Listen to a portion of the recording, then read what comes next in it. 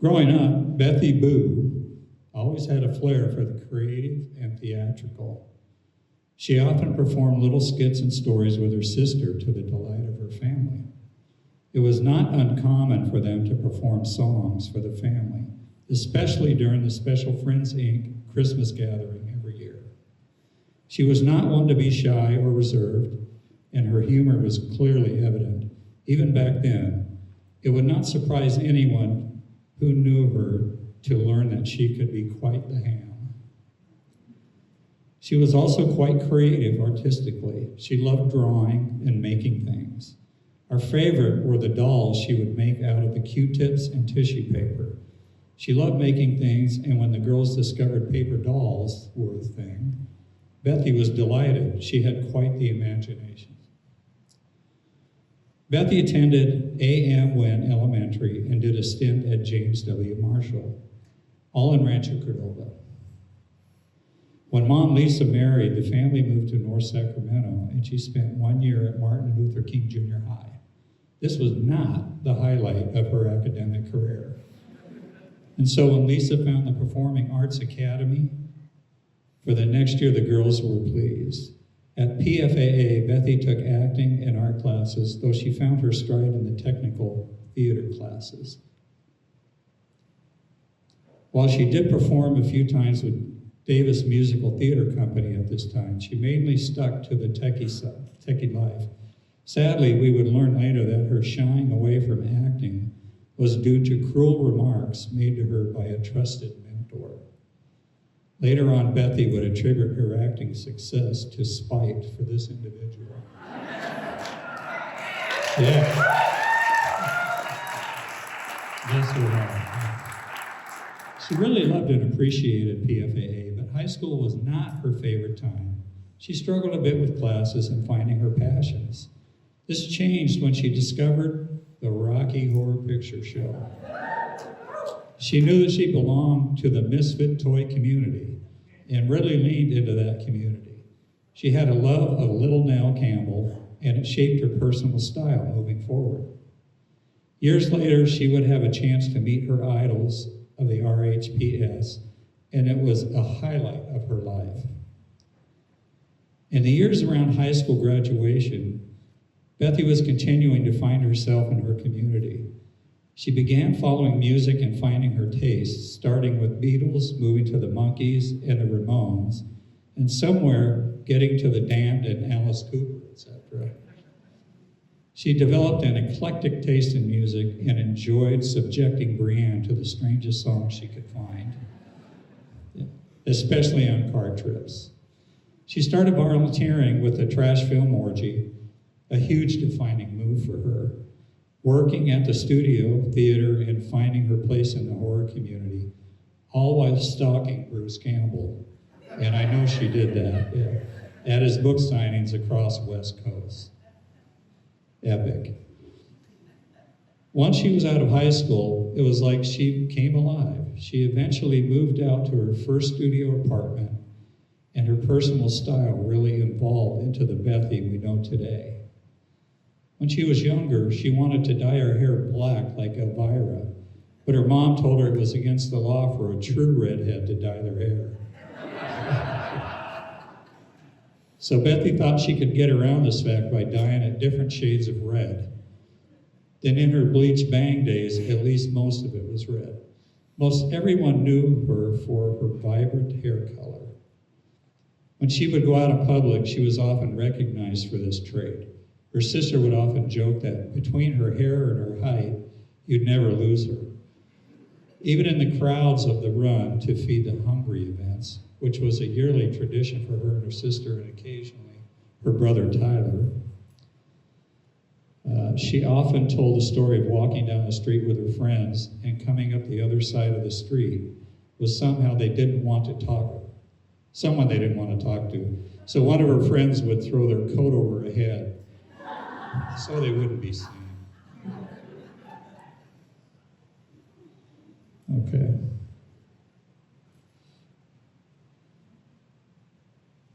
All right, lost my place here. Forgive me. Okay. Over these years, she cultivated her leopard print gray and multiple shades of black aesthetic and balked at printed tees. Obviously, she didn't keep that last opinion, as her large t-shirt collection has become a bit of a legend. Eventually, Bethany transitioned out of her work at the studio theater and became a coffee singer at Starbucks, where she continued to work for 15 plus years. Anyone who knew Bethy during these years remember her colorful, hilarious posts, recapping her interactions at this job. I love them myself. She also held some odd jobs here and there, including gyros, haunted house, and the spicy pickle sandwich shop. What a place, huh? It was in these years that Bethy moved away from the technical side of theater to performing on stage. This led to an almost 20-year theatrical career, including hundreds of performances. And chances are a large part of the folks here today know Bethy from doing shows with her. How did Bethy's theater resume grow to be so big? She was talented, a blast to work with, and she had a firm say yes policy. And aren't we lucky, as those who have performed with her and those who watched her can attest to. It was also during this time that she became more involved with the horror community. She began volunteering with different cons, namely Sinister Creature Con, and started hosting the Sacramento Horror Film Festival. Through these endeavors, she made precious friends and connections and was able to meet all of her coveted idols. Who gets to do that? Oh yeah, Bethy does. It's almost as if she wrote that line. And while it is a common advice to never meet your heroes, all of her heroes were amazing and kind people, and she walked away with a friendship with many of them, and how cool is that? The living she did in her 20s and 30s could be a several hours long speech. So I will just mention some of the highlights. Winning the TFO competition for Queen of Trash, now her eternal honor, her several Ellie nominations, Broadway World nomination, meeting her partner Earl, meeting and working with Joe Bob Briggs, and becoming an aunt to James and Lorelai. The past few years were tough for Bethy. She had more than her fair share of struggles. Despite this, she excelled in her theatrical endeavors. And in our opinion, in her tremendous role as Auntie Boo, everyone here knows about her babies. She had always said she never planned to have children, but looking forward to being the doting aunt, and then she was. When Tyler's son James, aka Bubba, arrived in 2023, she jumped right into that role and showered him with love and affection like she'd never known. And along with her bonus nephews, Skylar and Logan, fun was always to be had. And when her sister Brienne brought Lorelai, aka Lala, into the world in 2023, it was apparent they had a special connection from the start. She spent many shifts in the nursery with Lala, no doubt bestowing her with the tidbits of sass and culture we would expect. We look forward to watching her continued influence as Auntie Boo to her babies, and are especially saddened that it has been cut short. But rest assured, we will do our best to continue to honor her in all the important to her ways. And in saying that, we would like it to be known that we are forever grateful to all that donated to her fund to help cover her final expenses, and that we have decided that anything above these expenses will be divided and put into special college funds for her Bubba and Lala in her honor. Her passing, which appears to have been a sudden cardiac-related event, has been shocking and earth-shattering, will most definitely leave a void in all of her communities and relationships. I don't know that there is any one thing that could be said to rectify that, to make up for a future that was always meant to include her. So I turn to the cliche of what we can learn from Bethy. Live authentically. Love unapologetically and epically. If you want to do it, do it. Learn improv. And always wear your sunnies. I have nothing written, but there's just some reminders here that I feel will tell a story. For anyone who's been following the event page, or even my page, or the Sacramento Film Fest page, I posted a photo of her. And I had no idea what to say here today. I thought about doing a biography. Okay, she's hosted the Film Fest since 2008, been a liaison since the inception of Sinister Creature Con since 2015. I don't know, most of you who know her already know that, so it's pretty mechanical, but I was going through the photos over the years and I saw this photo, and this photo is actually from this past January's film festival. And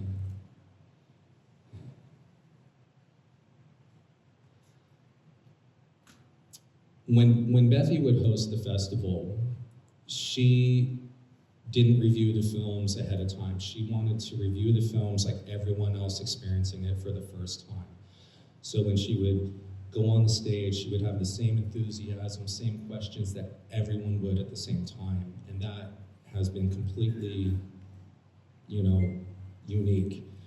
She has been hosting the film festival since 2008. She's been shepherded by some of our past amazing hosts, Mr. Lobo, the Queen of Trash, Jamie DeWolf, Sydney Sin, Ryan Jones, Cindy Chopper, and there might be a few other I'm missing, but Bethany was our rock. And our company now is called Love Horror Events, but it was in 2008 when Bethany arrived, along with a filmmaker named Blake Regal, that the term love horror was coined for the first time.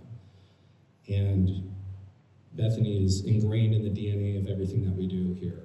And this particular photo was this past January, and this particular filmmaker in the photo was being awarded the Best of Festival Award. And usually with these things, how they go, the film plays, the filmmaker gets a Q&A, Bethany surprises them with an award, the filmmaker gets jazzed, takes photos, usually meets me after the ceremony, or the awarding, so to speak, and then they go off, and sometimes we never hear from them again. But this particular filmmaker made it an absolute point to send us an email, and I'm just gonna read it verbatim. Hi, Tim. I wanted to thank you again for the great time I had at your festival last weekend. It was such a great show and an absolute surprise to win Best of Fest. My team is so excited, and the championship belt is amazing, so clever. You and your staff were so welcoming and warm, and your audience was so much fun. You've obviously built a wonderful community of horror fans, and it was a pleasure to view the film with them. I must commend your host, moderator, Bloody Bethy, as she knew her stuff, and it was obvious that she had viewed the films with care. Many film festival Q&As are painful, awkward, and I really appreciated her enthusiasm and curated questions. As I've mentioned, being from Sacramento, I really wanted the film to play from the hometown audience. Having the opportunity to do so, and the added bonus of winning, meant the world to me. I will definitely be writing you a 5-star review on Film Freeway, and not just because we won, because your festival was so much fun. Bravo, signed Dave Lawrence. And I had shared, enthusiastically, I shared that review with Bethany, and Bethany and I have stayed in touch through our Sinister Creature Con groups and emails and such, but the last actual direct interaction we had on Facebook Messenger was the conversation I had with her sharing that email. And Bethany is known for less is more, and at least with us. And so her immediate reaction was, "Oh wow, that's so sweet." And then I said, "Rad." And then she said, "Yay, us." What really, seeing that now, what struck out to me, and I like to tell the team, these are our shows, not my shows. I really get cringy when they say Tim shows. But Bethany instinctively said, "Yay, us." Like, she could have said, "Yay, me." She could have said, which would have been fine. She would deserve those accolades, but she immediately said, "Yay, us." And we were so lucky to have her.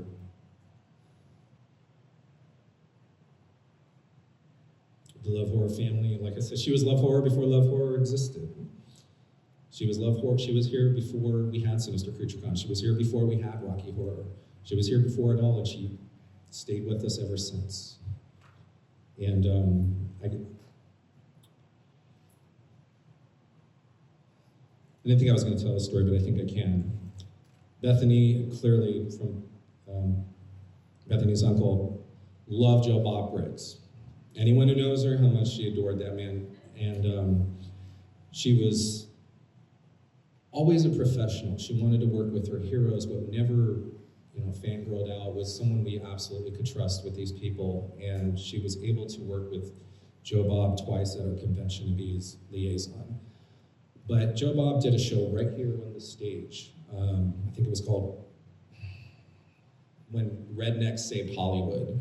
And it was a one-man show with Joe Bob, and he plays a slideshow, and he narrates it through. It's phenomenal. Bethany clearly wanted to be involved in some aspect, even if it was just to show up, introduce him, and then that was it, and enjoy the show. I had anticipated that I was going to run the slideshow, and the day that it happened, I needed to have my attention elsewhere. Bethany shows up, ready to just expect to do the one thing, and Bethany has been part of the horror community since 2008, and this is the closest thing I've seen terror in her face is when I said, "Can you do the slideshow?" She's like, "The slideshow. The thing that this show's about." And then she just shook it off and said, "I got this." And I always appreciated her positivity. And not only did she work with Joe Bob in a very light fashion with the liaison stuff, but she was now an integral part of an important event that was sold out. And after the show, she had a laptop, so she had to be on time with everything Joe was doing, just like that. And after the show, Joe told her and myself that she did 10 times better than all the professional AV people that, had come before that show. So I'm very happy we were able to provide her with a lot of those experiences, but as it was stated before, her biggest pride and joy was being an aunt. And as a single dad myself, I know what that's like to have a love for somebody. So she not only had an enormous love for her family, but enormous love for horror. And I will just, I saw a quote today that really spoke to me. I'm gonna alter it a little bit. It's a quote by John Taylor, but it says, "While we are mourning the loss of our friend, others are rejoicing to meet her behind the veil." Thank you. Thank you, Brianne, for offering for me to come up here. I really appreciate it. I'm going to tell, excuse me. I'm going to tell 3 stories. One is my favorite Bethany story. And we took a trip down to Palm Springs to visit a mutual friend, James. Excuse me? And fuck you for all of you seeing me cry right now. We took a trip down to Palm Springs to visit our friend James. We got down there. We spent the evening with him. We went back to our room. We bid each other good night. In the morning, she got up before me. She took a shower, put on her face, and she went to go get some coffee. I woke up. I went to the bathroom, and I was greeted with what could only be described as a crime scene. She had murdered the Kool-Aid man, slaughtered him, and used every available towel to clean up the mess. Every towel was stained that very trademark color of red. Later that day, we took the tram up to Mount Jacinto. This was in February, so there's about a foot or 2 of snow up there. Neither one of us were dressed for it. But Bethany was wearing her standard uniform of Chuck Taylor's, leggings, and a very light hoodie. We frolicked in the snow for about an hour. By the time we were done, her shoes were soaked through, her feet were frozen, and we got back to the car. She said she wanted a hearty dinner, meat and potatoes, stick to her ribs. So we ended up at a steakhouse, a very expensive steakhouse on North Palm Canyon. And she ordered a filet mignon, a 14-ounce filet mignon. Rare. When the waiter brought out this steak, I'd never and have yet to see again a filet mignon so big. It was as tall as it was wide. And because it was so thick, it was more raw than it was rare. And it wobbled when she cut into it. But I just thought of this joke. You know, Bethany always said, more blood, more better. So she devoured this steak, this raw hunk of meat, like she hadn't eaten in a week. So later tonight, while we're watching the Texas Chainsaw Massacre 2, that weekend, I came this close to experiencing it live. My second Bethany story is her favorite story. And this was about 15 years ago. We were at the Merc, which we spent where we spent many evenings, many days, many hours. And it was her, me, her, and our friend Steve, who is asked not to be identified. He's over there. And on this evening, there was also a gentleman there. Maybe some of you had seen him. He was a tall, older gentleman that had a rubber fetish. And he enjoyed dressing up as basically the killer from I Know What You Did Last Summer. So it was that black rubber fisherman's outfit. Well, also on this evening, the Merc lost power. And we were fortunate enough to have a table full of fresh cocktails. Bethany had her vodka soda, plenty of lime. I had a bourbon and soda, and Steve was drinking, I think, probably like a Tokyo tea or something. Something that was booze heavy and disgustingly sweet for sure. The lights went out, and since they didn't kick us out, we spent the next hour to hour and a half telling different versions of our horror movie where our fisherman friend would kill us.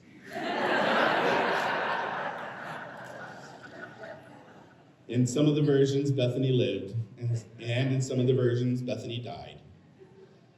But in all the versions, as especially this crowd should know, Steve died first, because the bimbo always dies first.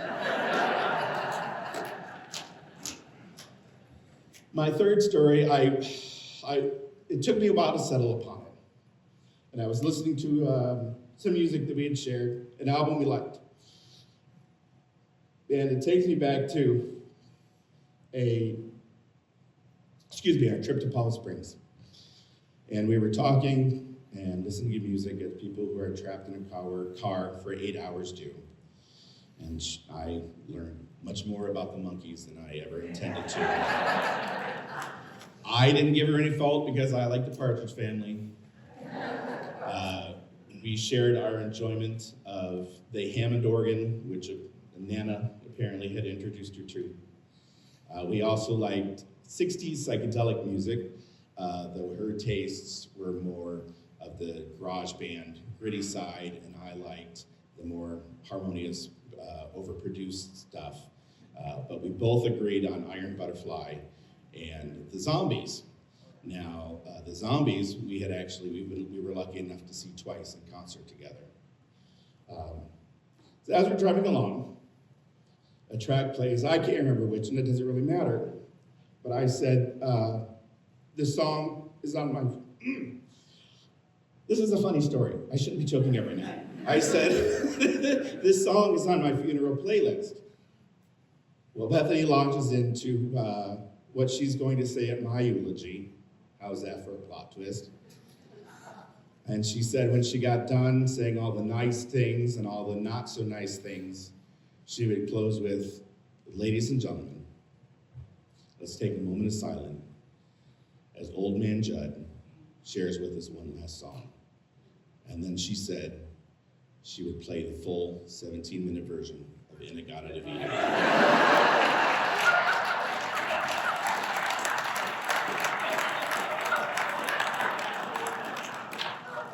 And I agreed. Well, she said she'd play it, and she would watch the audience, the crowd, the mourners get more and more uncomfortable as the song went on. And I agreed, okay, you can do that. However, there's a condition. I said during the drum solo, she must break into an unannounced interpretive dance like Jessica Harper from Phantom of the Paradise. And if anyone has seen that movie, you know exactly the dance I'm talking about. Bethany, or Brianne, thank you very much for having me up here. Thank you for listening to me ramble. And Bethany, thank you for giving me. Thank you. Hi. First, let me say that usually when I go to memorials or celebrations of life, I don't usually wear black. I'm a person who wears bright colors and flowers and things like that. But hey, this is for Bethany, so we be in black. First time I met Bethany was at a video party at Alan Ponce's house, and Earl was invited, and he brought his girlfriend. And now I had never met her before, and I don't think I'd even ever seen her before. I don't know how that was, but I never had. And so in walks this big, tall woman, which pretty much everybody's kind of like that, but she was this big, tall woman with this flaming red hair and these dramatic eyebrows and these huge tracts of land,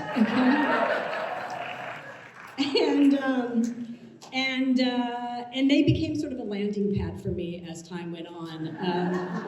Whenever we saw each other, Bethany would open her arms and she'd say, "Come on, Julie, bring it in."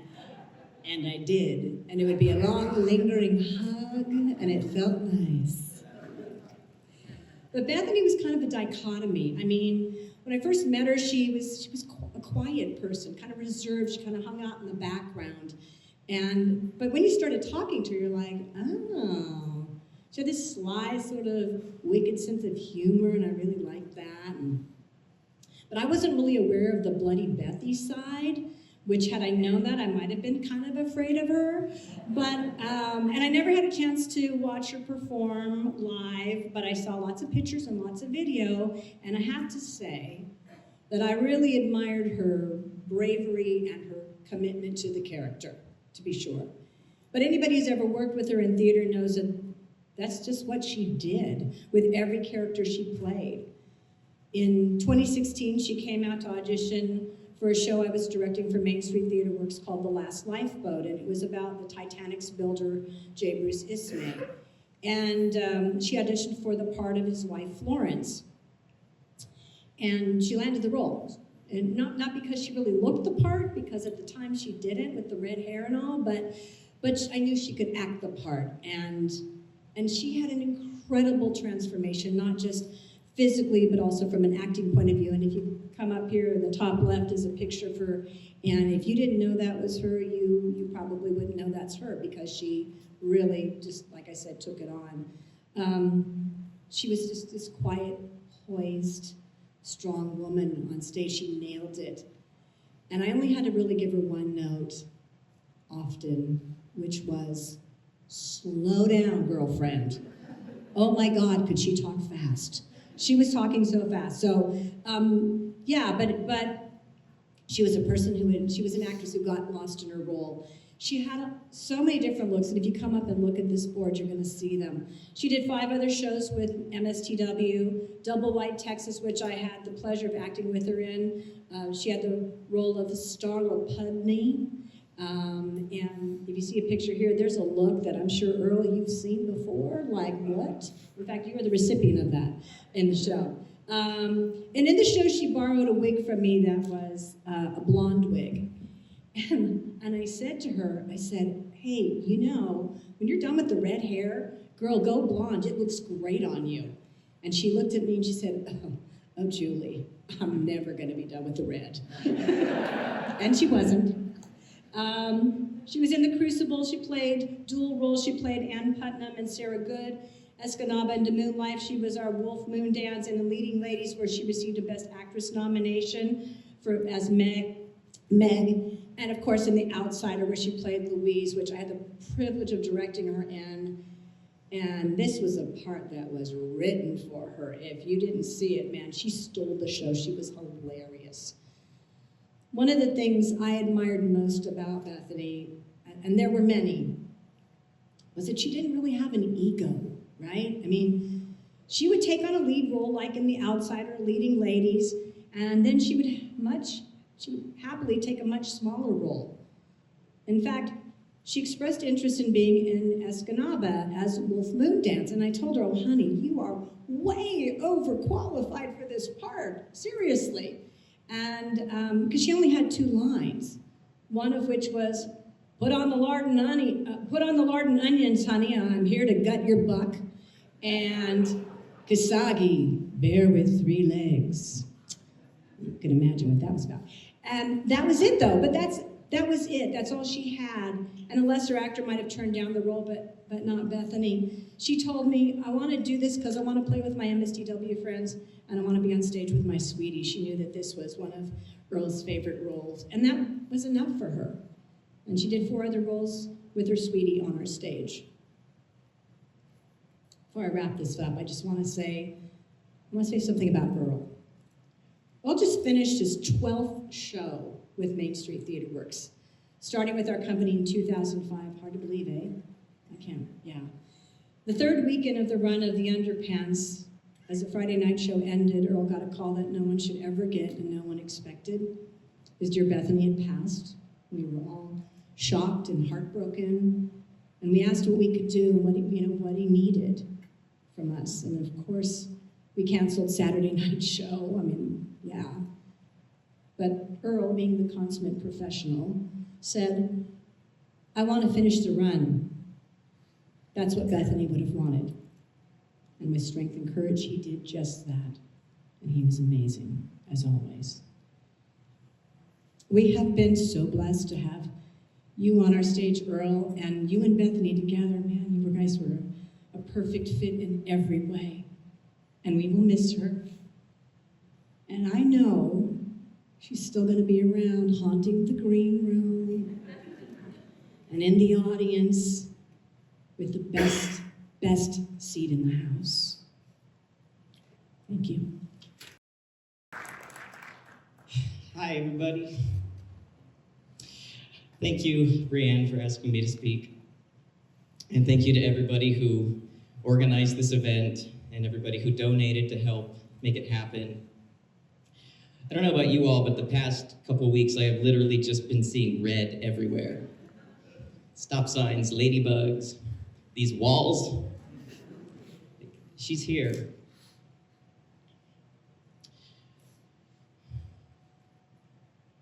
Bethany and I first met in 2012 doing theater on the Delta King Riverboat in Old Sac.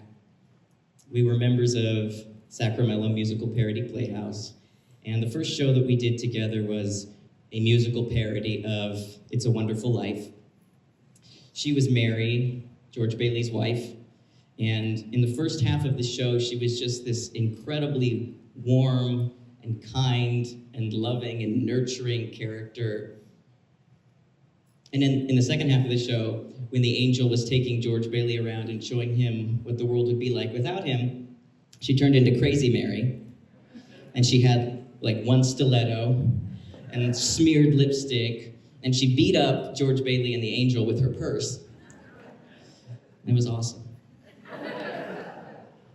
And she was so funny.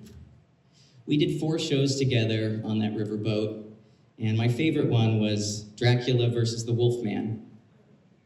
She played Betty, who was married to this vampire hunter, but she was obsessed with trying to get Dracula to bite her. And she had the show-stopping number, Bite Me Baby One More Time. There's actually a video of it on the Bloody Bethy Forever fan page. Check it out. And that boat was so janky. Maybe you've been on it. But during one of the shows, one of the porthole windows fell off, and it exposed us to the elements. And right before her song, it started to storm. But Bethy was so captivating to watch that everybody on the theater, on that side in the audience, stayed in their seats so they could watch her perform. They were like under their programs, watching her, rocking out. She was incredible. Bethany was 10 years older than me, which at this age is not that much of an age difference, but when we were 19 and 29, people didn't really know what to make of our friendship. And when we were out getting coffee once, she got mistaken for my girlfriend and my mom. And we just rolled with it. There's nothing quite like the bond between a boyfriend's son and his girlfriend mom. And so I thought it only fitting, in honor of our time together at Sacramento Musical Parody Playhouse, to write a parody song of that very special relationship. Hit it.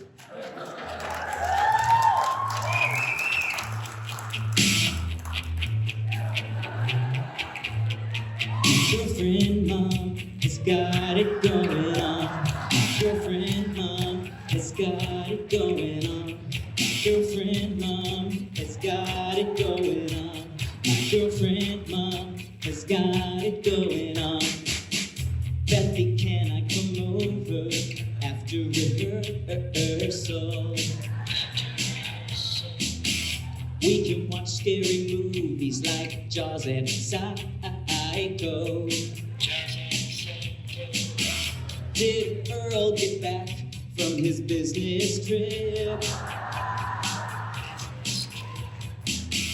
If he's there, can we give him the slip? I'm the same little boy that I used to be.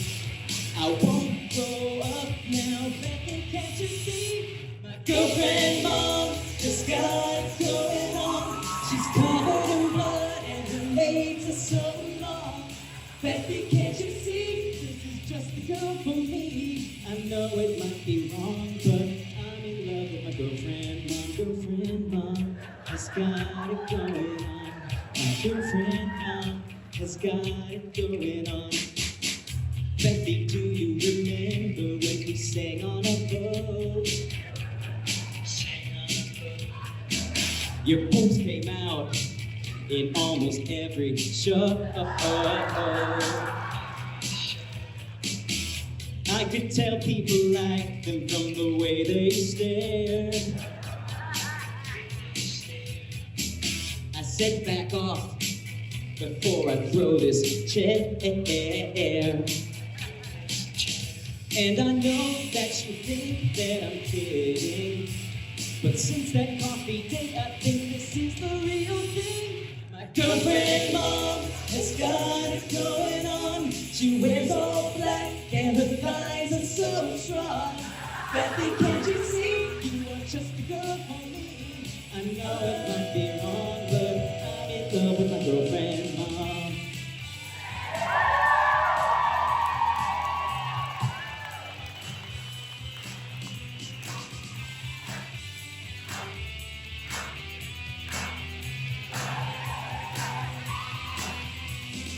Girlfriend mom has got it going on. She's got it going on. So long. Can't you see? You are just a girl for me. I know it might be wrong, but I'm in love with her. I'm in love with her. Bloody Bethy, can't you see? You are just a girl for me. I know it might be wrong, but we're in love with my girlfriend mom.